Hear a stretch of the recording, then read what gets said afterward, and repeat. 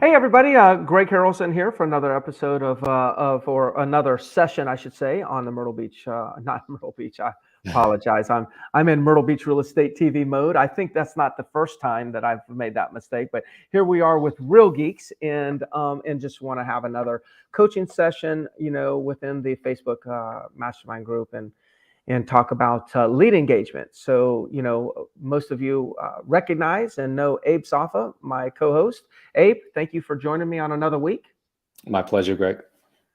All right, so we're going to talk about lead engagement, But since, increasing lead engagement. Go ahead. yeah, sorry to interrupt you, but since you just mentioned Myrtle Beach Real Estate TV, why don't you let them know what we're talking about?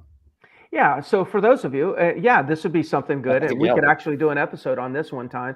So Abe and I, what we do every Tuesday, right before this call, we do a live episode called Myrtle Beach Real Estate TV, and all it is Abe and I discussing a market update every single week, and we bring up some data of what's going on in the market. Is the market going up, down, interest rates? What are they doing? And then we talk about how we're seeing that influence the activity in our marketplace. Like right now, we're experiencing high activity, but we're showing them the data, and we're just giving them a really complete market update, and we do that every week. Then we do that live on Facebook and on YouTube, but we also then retarget, or I should say, create a custom audience of our database in Facebook, and then we boost the post that with that Myrtle Beach Real Estate TV video, and then I take a link and we send it out to our database. And so what we're doing is this one video that we're sending out, and becoming our attempt is to become the authority of all things real estate in our marketplace, at least in the eyes of our database. And we do get listing leads because of this. We do get people I've been in appointments, I'm sure you have too, Abe, where I get a listing and they say, by the way, I really appreciate you doing those sending that video out, that Myrtle Beach Real Estate TV. So people notice this. We've been doing it for probably over a year now. We do it pretty consistently every Tuesday. So that's what we're doing. And I recommend, if you want more engagement within your database, maybe you create something like that in your marketplace. It could be Charlotte Real Estate TV, you name it, or a subsection of your market. So, yeah. So I'm glad you mentioned that, Abe. Okay. Good. All right. So where do we want to start? Well, this is kind of a continuation off of last week's call, right? Okay. Yeah, you're right. Right. So, the problem with people picking up the phone, and today's topic is going to be increasing lead engagement. Mm-hmm. Okay. So, how do we get more people engaged, especially people in our database? Yes. So, one of the biggest problems that we're having right now as an industry is there are too many dormant or non-active leads in our system. We're not going to use the words dead because we don't believe in dead leads, right? Yeah. They're just dormant or non-active, at least on your website or each individual agent's website. So that's the problem, is that you've got leads out there, and then the lead providers love this because they keep recycling these leads. Yeah. So you'll see it over and over where a lead comes into your website, but they've also registered on Greg's website. They've registered on someone else's websites multiple times. So they're all over the place. And then they sit there and they become dormant because for the multiple reasons. And we're going to dive into that right now. Yeah. I want to just add on to what you said, because it's a good point. The third party, the lead companies, I mean, they're okay with all of us having dormant leads or disengaged leads in our system. As a matter of fact, they have disengaged leads in their own systems. And so, one of the things that they do, and with as many websites as I have in one of my cities, say in Myrtle Beach, sometimes we'll get a lead in one website. We'll find out we've captured that lead in multiple websites. We might capture it in the Myrtle Beach site, the North Myrtle Beach site. We might capture it in Zillow. Like, we have this thing in 4 different websites. There's leads that we have in 4 different websites. And, you have to ask yourself, okay, well, why didn't they just stick with my website, the first one because what we'll see is they don't all come in. It'll be like, oh, this lead came in 2018 on this website, and then this lead came in again on this other website in 2020, and then it came in on this third website in 2022, and then it came into the fourth website at 4 months later. And it's like, why are these people bouncing around? And I believe it's that they showed a lack of activity on somebody's website. Therefore, the agent reciprocated and actually didn't do any activity. So it's kind of like activity breeds activity. I believe non-activity breeds non-activity. When there's non-activity in your database, that should stimulate you to get active. But I think what happens is something triggers in an agent's mind and says, well, they're not active, therefore they're a waste of time, so it makes no sense for me to be active. So inactivity is breeding inactivity. That's not how it works. Inactivity should be the trigger for us to get active, so we can prevent them from bouncing off of our website onto another website.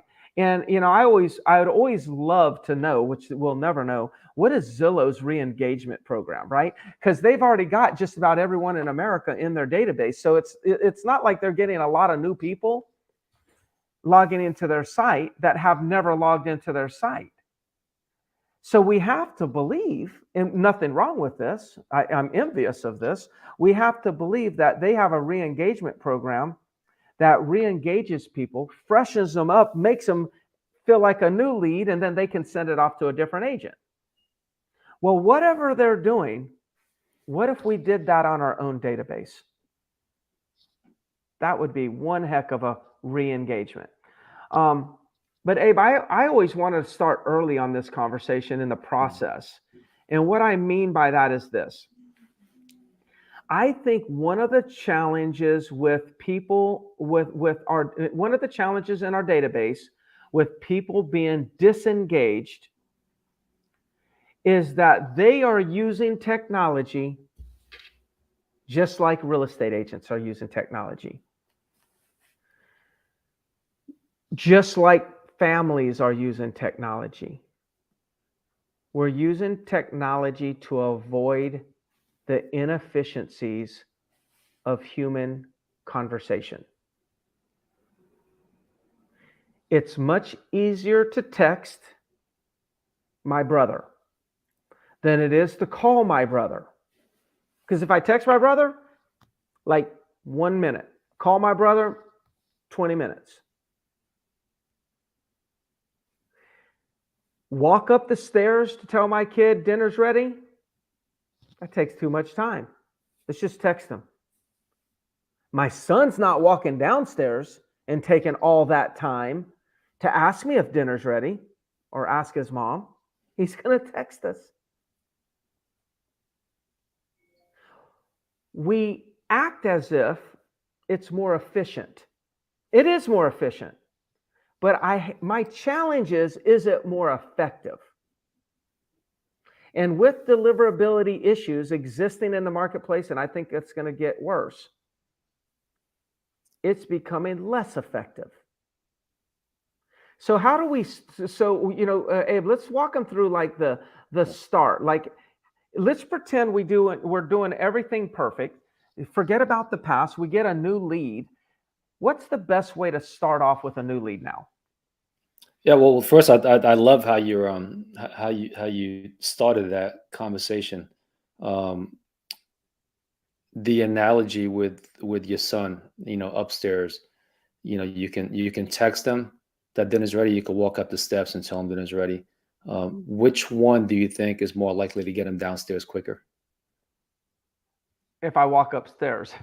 Yeah, no question about it, right? Yeah, So that's what we're doing. We're taking the easy route right now when it comes to leads, and we're doing a workflow. We're doing an autoresponder. We're doing a text message. So I think it has to start with, okay, what's going to be the most effective, not what's the most convenient when it comes to the first leads. And I also love that you're actually taking, you're challenging agents to take responsibility, right? It's not the lead's fault. It's our fault. If our database, if people in our database are not engaged, it's because it's our fault, right? That's the only way we're going to fix something, if we take responsibility for it. So you have to, the first attempt to reach out to somebody has to be what's most effective. And that always is an outbound manual phone call. We kind of touched on this last week a little bit. You have to connect with them. Like when the lead first comes in, if you want them, first of all, if you want to convert the lead, right, you've got to connect with them. But even if they're not going to convert right away, if you want them to stay active longer on your website and not disengage, making that initial contact with them and having a good in-depth conversation with them increases your odds of them being engaged for life on your website. Yes. Yeah, I agree. So I don't think this is a new conversation, right, Abe? I think this is another reminder. And I think that, like with the conversation we had last week with the Real Geeks members on, on deliverability, issues in the industry, I think this is why we're bringing this up again and want to remind everybody again, because there's an additional reason why it's important to make your first attempt to be a call.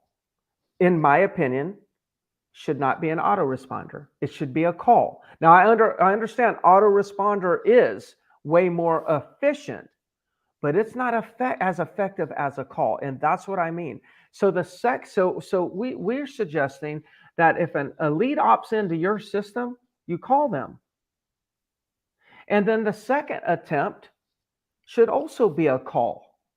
So you call them, and a couple minutes later, you call them back. On the second call, leave them a voicemail. And then send them a text. And in your text, I strongly urge you to make it a video. And the video just says something like this. Hey, it's Greg Harrelson here. I just left you a message, and I thought it'd be good to send you a quick little video so you could put a face with a voice so you know who's calling. I was actually wanting to give you some additional information on the properties that you were searching. There's also a few more that you may not have seen that I want you to know about. So please give me a call back or text me a time that might be better for you to talk. But again, I look forward to giving you some good information. Just send that video. Make it personal. I didn't use their name, and I didn't say the address of the property. And the reason why I didn't do either one of those is because I want to be able to save that same video in my photo library. And every time I get a new lead, I then call, leave a voicemail. I then send a text with that video. I can make it very efficient. Now, what I'm doing here is through those 3 attempts, I'm making an attempt to connect. The last attempt, the third attempt, I'm doing it on video to connect. At least I'm going to make a better connection than the other agent around town who's just sending them like, hey, give me a call, give me a call, give me a call. I'm making it more personable. So I'm more likely to make a connection and win their business in the future. Anything you would add to that? Yeah, I mean that should be, and we're going to have these conversations over and over, right? Because deliverability is only going to get less and less, right? Disengagement is going to keep increasing. So we're going to keep talking about making manual phone calls, right? So it's not going to, we're going to repeat this over and over. But basically what you just pointed out is the new protocol, right? This is your new workflow. Yes. A new lead comes in, you call them, they don't pick up, you call them again, you can leave a voicemail, that's okay. And then right after that, you're going to send a video text instead of just a text. Yes. Now, So this is the human workflow. Yeah, it's a human workflow. You want to take it a step further? Go ahead and personalize that video text. Yes. Right. I know, Greg, you have a lot of leads. So, I mean, you still want to be partly efficient with this, right? But if you're an agent out there that doesn't have tons and tons of leads, you could take 15 seconds to do a personal video. Yeah. So now you've got your own manual personal workflow, and then watch how the response rate goes through the roof at that point. Yeah. Now, if listen, this is kind of funny that we're having this conversation, because I mean, you and I, let's admit, we're about the first that'll try to automate about everything in our lives, right? I mean, so I don't want anyone to believe that we're not like pro automation, because we are. But one of the things that I kind of come to the conclusion on with myself and my agents is that, I'm using all this automation. I'm avoiding making the manual calls because it's inefficient compared to the automation. So then but I think as an industry, we've gone too far on the automation, hiding behind the automation, basically. And then what ends up happening is the pro of hiding behind the automation is gives us a sense of being efficient. The con of this automation is that we have to spend either more time trying to get these people re-engaged later on, or we have to spend more money, trying to get more people, new leads that will engage with us. So that's what I mean by it's not effective, because it feels like we're saving time, but then we either have to invest way more time to get them re-engaged, which then wipes away all the advantages we have, or we have to spend way more money. And if, for those of you that think that you can just throw money on it, it took time to make the money to actually spend. So time is money. So even though you may have the money, it took time for you to make it. So either way, why don't we go ahead and take a little bit more time on the front end to save a lot more time and save a lot more save time and a lot of money on the back end. That's where I'm coming from. Sometimes we go too fast, where actually we can get there by going a little bit slower. No question about it. Yeah, I mean, you and I both love efficiency. We've probably said the word workflow a few thousand times these last 2 years since we've been doing these calls, right? So nothing against automation, nothing against workflows. We have to keep using them. But there was a time where automation was efficient and highly effective. Yeah. So now it's still efficient, but it's becoming less and less effective. So we have to adapt, right? So we have to adapt, make some changes, and trying to find that balance again between efficiency and effectiveness. Yeah. You know, I know I heard this, and I think it was unrelated to real estate leads, but I heard this, and I've said it a few times, and I think this is appropriate time again, is most of our leads are created online through some sort of technology. Most real estate agents communicate with their leads online, and most leads communicate with their agent online. But notice every sale is made offline. You capture the lead online. We communicate with them online. They communicate with us online. Every sale is made offline. Just remember that. Every sale is offline. Every showing is offline. So if we know the sale is going to occur offline, why don't we get them offline as fast as we can and as early as we can in the relationship? Now, offline, what I mean is either verbally talking to them or physically meeting with them. And the faster we can get them offline into a verbal conversation or a physical appointment, the closer we are to a transaction. The transactions happen offline, not online. We're spending too much time online. And because we're communicating with our leads online, they're communicating with us online. We're complaining that they never call us back. Wait, you never called them. We're complaining that they never call us back from a workflow. How about, let's look in the mirror. You haven't called them. Therefore, they're not calling you. This could rub some people wrong. I mean, what I just said, I hope it doesn't. I hope this becomes a complete wake-up call for our industry, or at least those of us in Real Geeks. I don't want my competition to do all this, because I want my agents to do all this. But, I say that lightly. I want us all to do well, but this needs to be a wake-up call. No question about it. And look, we've been hiding behind technology by using automation. Now the clients, the leads are hiding behind that same technology. Yes. We have to get them offline. We have to get them on the phone to see them in person. Look, there's agents out there that were strong believers. I've talked to many of them where they felt like everything should be personal. Yeah. They were never much into automation. Yeah. And guess what? Those agents aren't feeling the pinch that the other agents are feeling right now because they've never changed. They don't have to adapt. Yeah, and that's the truth. Yeah. Yeah, that's good. So, I've been talking about like re-engagement, but up until now, Abe, all we've talked about is like a new lead. I'm doing my charger, Yeah. new lead. But so just to reiterate, on a new lead, we are recommending call the lead, then call them again if they don't answer, and leave a voicemail on the second one. Then send them a text, which includes a personal video that you can record one time. You don't have to record it over and over again. That would be inefficient. Now, when it comes to re-engaging, my suggestion is this: set a number of contact goal every day and to re-engage a certain amount of people. And let's just say you call them, then you call them again, leave a message, and then you set a video. It's the same process for re-engagement. Call them, then call them again, then leave a message, leave a video. And see, and like manually attempt to reach these people the same way that we're going to try to win them over as a new lead.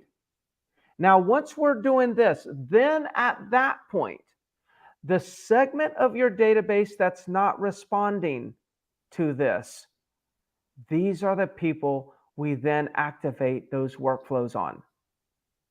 So I want it to be the default: call, voicemail, text with video. Call, voicemail, text with a video. I want that. I suggest that be your default for new leads, and it be your default for actually re-engaging old leads that are in your database. And then after you do that, then go ahead and start playing with those workflows and kick them off. So are workflows dead? No, they're very well alive.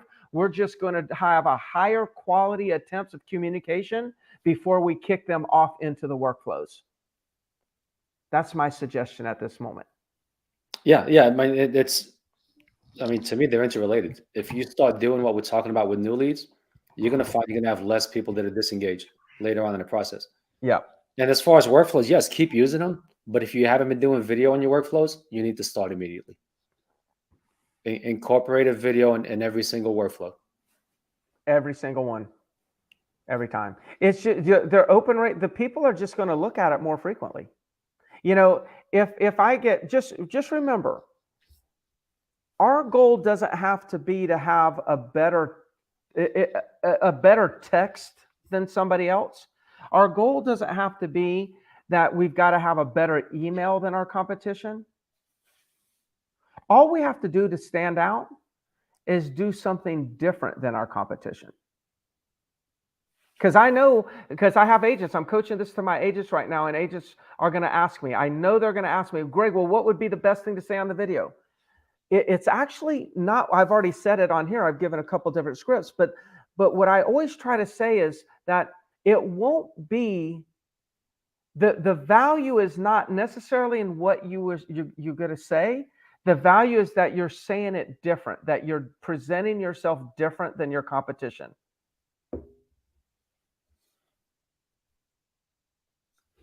That you're saying it different. And, you know, and I've said a few different scripts on this video. So hopefully people will watch this and or when they do, they can kind of go back a little bit and write these out. But again, that's just a framework on a video. Hey, it's Greg Harrelson. And then company name. Hey, it's Greg Harrelson, Sector 21, the Harrelson Group. I just wanted to touch base with you. I left you a message a moment ago. Just left it on your voicemail. I'm sure you're busy. I just wanted to kind of put a face with a voice so you kind of know who's calling you. I did get your information. You know, I know that you were looking at a property, on the website, and I wanted to give you some information on that. I have some additional information you might not be able to find on the internet. So please give me a call back. You could text me a time that would be a good time to reach you. Again, I'm Greg Harrelson. I look forward to helping you. Just something very simple like that. And yeah, I mean, don't focus too much on the message. It's really the method. I think the method is going to be 80% of it, 20% maybe the message. But if you want another one, I just thought of this right now. This might be something that's kind of cool. So what if, and this actually, I've used this before, like with a for sale by owner type thing. What if as you're getting in your car, you know, when you have your door open, the car's beeping? Mm-hmm. What if you did a quick video as the car's beeping, say, hey, you know, this is Abe with Century 21. I just finished showing this house here in Conway to a buyer, and it didn't work out for them. And I kind of thought of you. This might be a great fit for you. Okay. Yeah. Save that There you go. video, then go back in your database, look for everybody that's searching for a home in Conway close to that price point and send it out to all of them. What do you Yeah. think the response rate would be on that? If the people would disengage, so I mean, Much greater. yeah, you can get creative like that. But again, the whole thing is just do something that's different than just a text and email. Yeah. Yeah. And so Thora asked in the chat, or not, she didn't ask a question, she made a comment. My problem is not calling, it's not having them answer the phone. Yeah. So Thora, so the thought here, and I get it. I understand. That's why, by the way, we call text. Call text.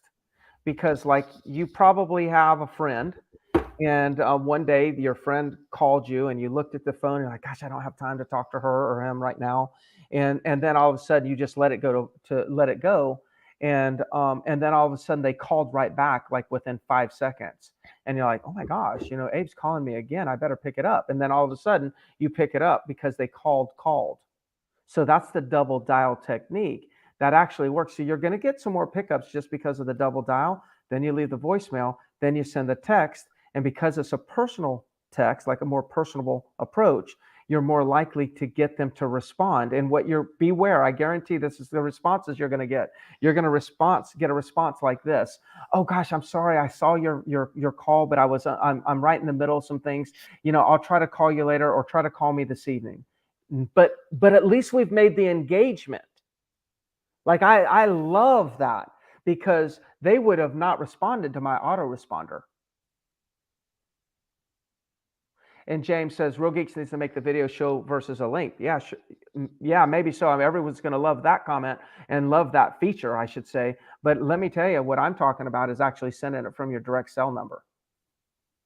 I'm actually talking about sending this directly from the cell number, calling from my cell number and sending it directly there to make sure that it actually gets delivered. So that's kind of like the techniques that I'm using today. But yes, we'd all like that feature change for sure. All right, Abe, I think that's it for today. And like you said, this is kind of a continuation of yesterday or last week's call. And that is like, we can get more people to engage. But we're asking them through online methods to communicate with us offline. You're going to have to use offline methods. And another thing, Thora, for just a thought, is it'll take less leads and less time. Like when we get those 1 or 2 that will answer the phone, those are the ones that are going to convert. Those are going to be the ones that convert. So I get it. But what's our options at this point, right, Abe? And we can continue to send workflows and mass email and mass text, and then all these email companies are just not going to let all of our stuff go in, and we got a lot of stuff going out, but we got nothing coming in. That's where this is heading. So we got to figure out what is going to be that great video that they actually call us back. Create a video so dang good, and I don't know what this one would look like, that they have to call you back.